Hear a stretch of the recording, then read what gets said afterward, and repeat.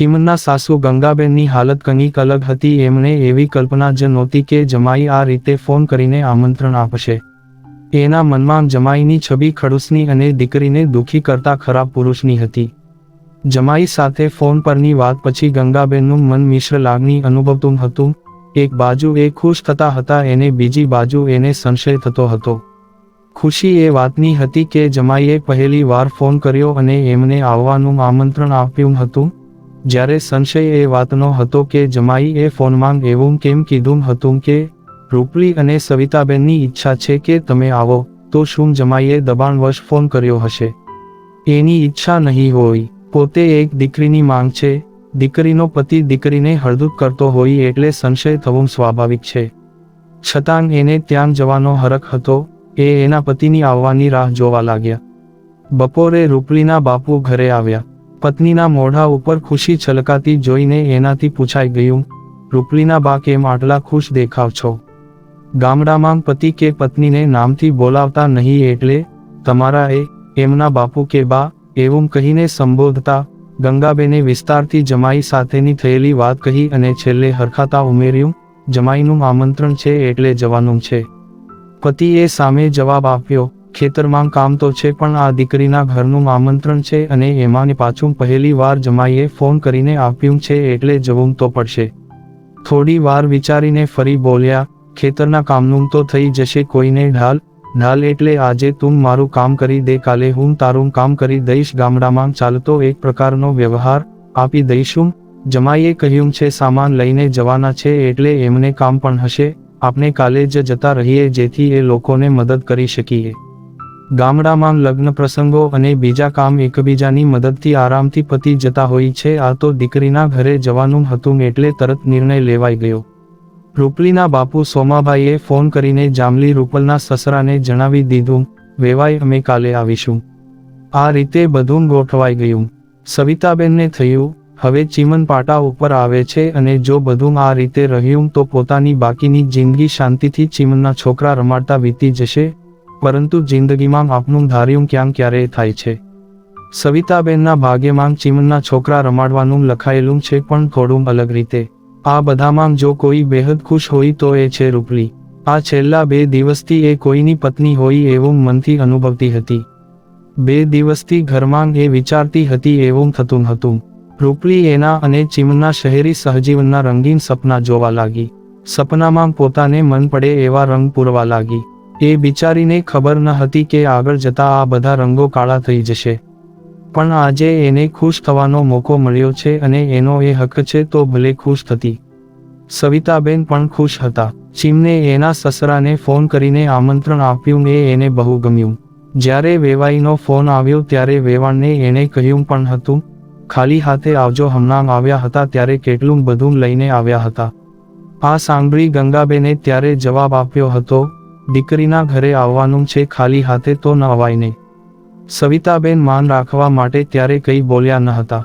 Phone ઉપરની વાત પત્યા પછી સવિતાબેને ચીમને લાગ જોઈને તાકીદ કરી હતી, જો દીકરા તારા સાસુ સસરા લગ્ન પછી પહેલી વાર તને મળશે, સમય સાચવી લેજે.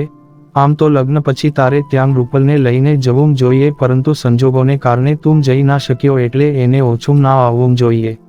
માની વાત સાંભળી દીકરો થોડો તપી ગયો હતો.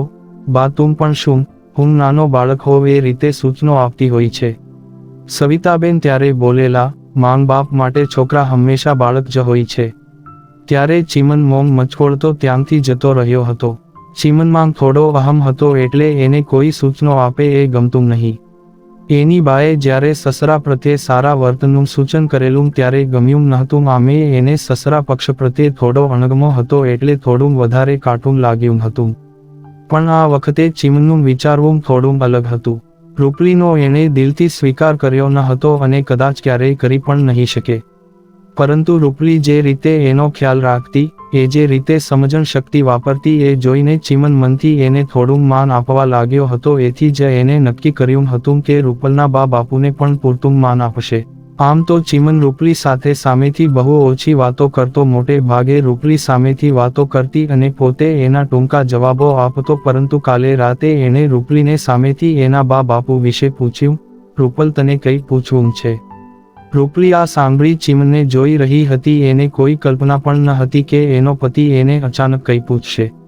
એ ખુશ થતા બોલી હતી, તમારે પૂછવાનું ના હોય, હુકમ કરવાનો હોય. ત્યારે ચીમન બોલ્યો હતો, ના, મારે તને પૂછવું છે. રૂપલી નજીક જતા બોલી હતી, પૂછો. ત્યારે ચીમને રૂપલીને એના ઘર વિશે, એના સાસુ સસરા વિશે ઘણું બધું પૂછ્યું હતું અને રૂપલીને જેમ જેમ ચીમન પૂછતો ગયો તેમ તેમ એ ચીમનના પ્રેમમાં ખોવાતી ગઈ. એણે બધા જ જવાબ આપ્યા હતા.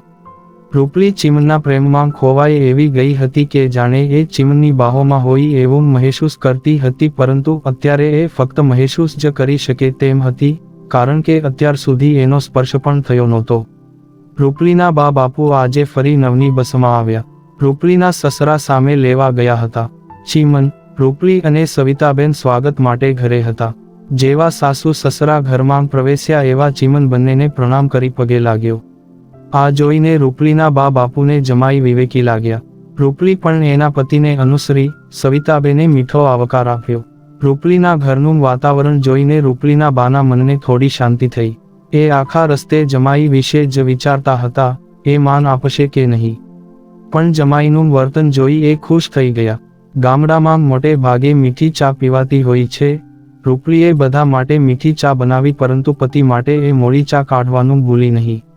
રૂપલીના બા આ જોઈને હરખાઈ ગયા અને વિચારવા લાગ્યા, દીકરી હવે આ ઘરમાં સારી રીતે ગોઠવાઈ ગઈ છે.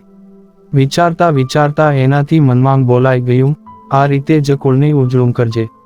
2-3 કલાક મહેમાનની આગતા સ્વાગતમાં જતા રહ્યા. બપોરનું જમવાનું પતાવી બધા બેઠા હતા ત્યાં રૂપલીના સસરા બોલ્યા, ચાલો થોડો આરામ કરીએ.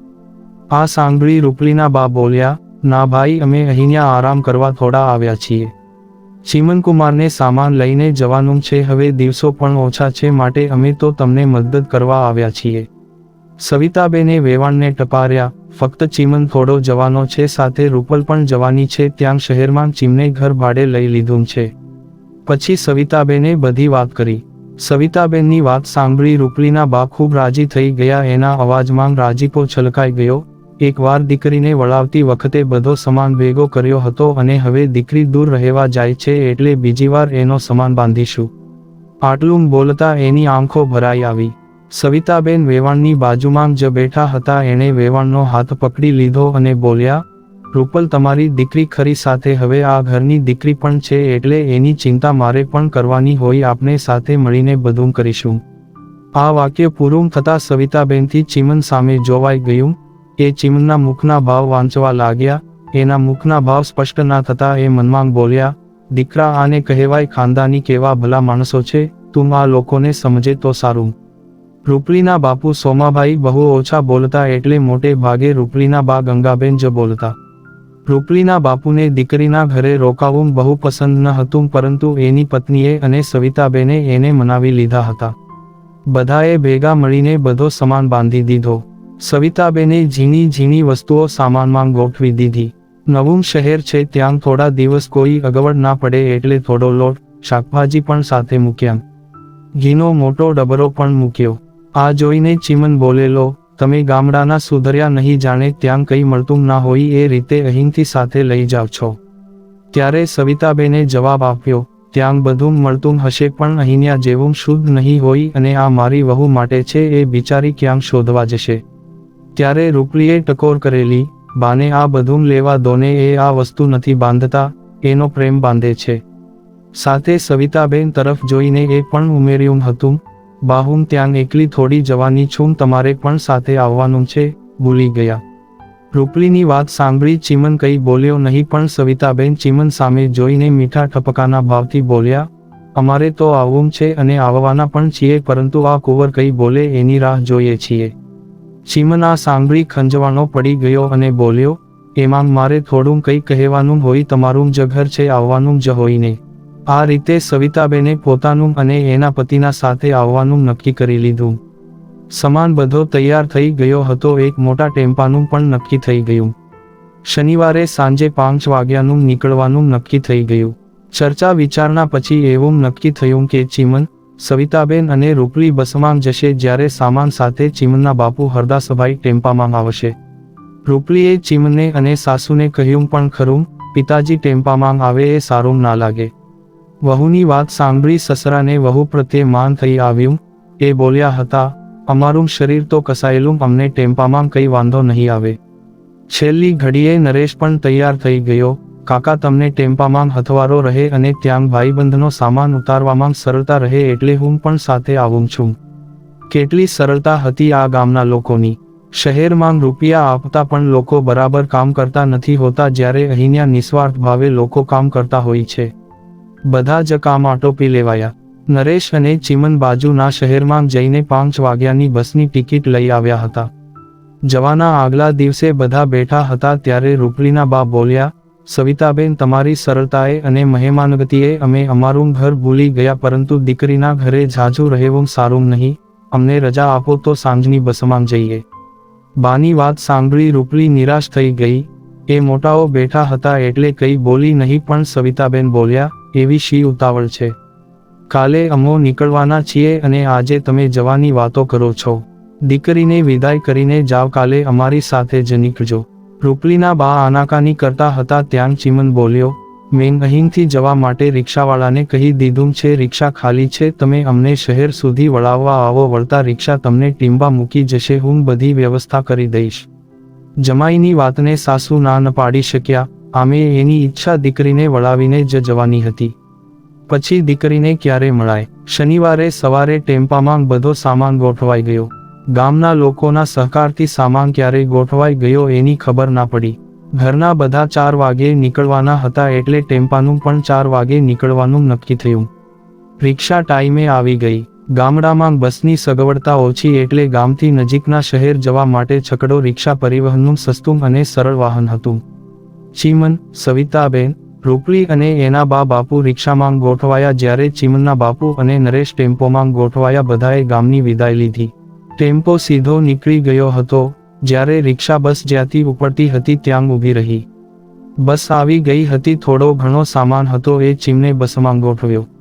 રૂપલી એની બા પાસે ઊભી હતી. મન થોડું વિષાદથી ભરેલું હતું. બસ ઉપડવાને વાર હતી એટલે માંગ દીકરી છેલ્લી ઘડીની મુલાકાત માણી લેવાના મૂડમાં હતા. સવિતાબેન જાણીબૂજીને દૂર ઊભા હતા, જ્યારે ચીમન એના સસરા સાથે મૂંગે મોઢે ઊભો હતો. અચાનક રૂપલીના બા બોલ્યા, દીકરી, બધું બરાબર છે ને? આ એમણે બીજી વાર પૂછ્યું હતું. રૂપલીએ જવાબ આપ્યો, બા, તું આ કેટલી વાર પૂછીશ? એમના તરફથી તને કઈ એવું લાગ્યું? રૂપલીના બા રૂપલીની સામે જોઈને બોલ્યા, ના દીકરી, એવું તો કંઈ નથી લાગ્યું. ઉલટાના જમાઈએ અમારું ખાસ ધ્યાન રાખ્યું છે. એ મોટાઓની મર્યાદા રાખવાનું જાણે છે. તો બસ ચિંતા કરવાનું છોડી દે, બધું બરાબર છે. રૂપલીએ એની બાને કહ્યું. રૂપલીના બાની આંખના આંસુ આવી ગયા. એ બોલ્યા, દીકરીને જ્યારે માંગ બાપ સાસરે વળાવતા હોય છે ત્યારે એ જુગાર રમતા હોય છે. એમને ખબર નથી હોતી કે દીકરીનું સાસરું કેવું નીકળશે. તારું સાસરું તો રતન છે, પણ તારા ઘરના માણસને તું ગમતી નથી. જ્યારે ઘરનો માણસ પાણી વગરનો નીકળે ત્યારે પત્નીનું જીવવું વસમું થઈ જાય છે. મને તારા ભવિષ્યની ચિંતા થાય છે. અત્યારે ભલે બધું સારું લાગે, પણ ભવિષ્યની કોને ખબર? એકી શ્વાસે બોલી. થોડો શ્વાસ લઈને ફરી બોલ્યા, હવે તું ત્યાં જમાઈ સાથે એકલી હોઈશ. અહીંયા તને સવિતાબેનનો સાથ હતો, ત્યાં તને કઈ થશે તો કોણ સાચવશે? ફરી તું મને આવી મળીશ કે?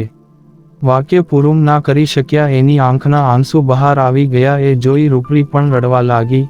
માંગ દીકરીને રડતી જોઈને સવિતાબેન નજીક આવ્યા. પોતાના પાલવથી રૂપલીની આંખો લૂછી અને એની માથે હાથ રાખીને રૂપલીના બા સામે જોઈને બોલ્યા, વેવાણ નાહકની ચિંતા કરો છો? તમારી દીકરી ગમે ત્યાં જશે, સુખી થશે, કારણ કે એનો સ્વભાવ બીજાને ખુશ કરવાનો છે અને જ્યાં સુધી હું બેઠી છું ત્યાં સુધી એનો વાળ વાંકો થવા નહીં દઉં. સવિતાબેનની વાત સાંભળી ગંગાબેનને ધરપત થઈ. બંને માંગ દીકરી શાંત થઈ ગઈ. સામે ઊભેલા બે પુરુષોના મનના ભાવ જુદા હતા. એકને આ માંગ દીકરીના આંસુ શરમની અનુભૂતિ કરાવતા હતા, તો બીજો પુરુષ અંદરથી રડતો હતો. એનાથી દીકરીની વિદાય જોવાતી ન હતી. એ પુરુષ હતો અને પાછો જાહેર જગ્યાએ ઊભો હતો, જેથી એ પોતાનું દુઃખ જાહેરમાં વ્યક્ત કરી શકવા અસમર્થ હતો. આ બધું ચાલતું હતું ત્યાં બસના ડ્રાઈવરે બસમાં મુસાફરોને બેસાડવા માટે હોર્ન વગાડ્યું. ચીમન અને રૂપલીના બાપુ ત્રણેય સ્ત્રીઓની નજીક આવ્યા. ચીમને કહ્યું, ચાલો બસમાં બેસીએ, બસ ઉપડે જ છે. રૂપલીના બા પોતાનું દર્દ ઠાલવતા બોલ્યા, ચીમન દીકરા, મારી રૂપલી ગામની બહાર નીકળી નથી અને આજે એક અજાણ્યા શહેરમાં જાય છે, એનું ધ્યાન રાખજો. પુરુષ ગમે તેવો કઠણ કાળજાનો હોય પણ જ્યારે કોઈ માનો દર્દ ભરેલો અવાજ સાંભળે એટલે પીગળી જાય છે. જ્યારે આ તો ચીમન હતો એ પણ થોડો પીગળી ગયો. એને ટૂંકો જવાબ આપ્યો, તમે ચિંતા ના કરો, ત્યાં એને કઈ વાંધો નહીં આવે. જમાઈએ કહેલું વાક્ય સાસુને સારું તો લાગ્યું પરંતુ સાચું ન લાગ્યું. બસવાળાએ ફરી હોર્ન માર્યું. ચીમન બસ બાજુ જતા બોલ્યો, ચાલો હવે બસમાં બેસો. પતિના આ શબ્દોએ રૂપલીને યંત્રવત એની પાછળ ચાલતી કરી દીધી. એની પાછળ સવિતાબેન ચાલ્યા. બધા બસમાં ગોઠવાયા. બસના કાચમાંથી રૂપલીએ રડતા રડતા બા અને બાપુને છેલ્લા આવજો કહ્યા અને બસ ઉપડી.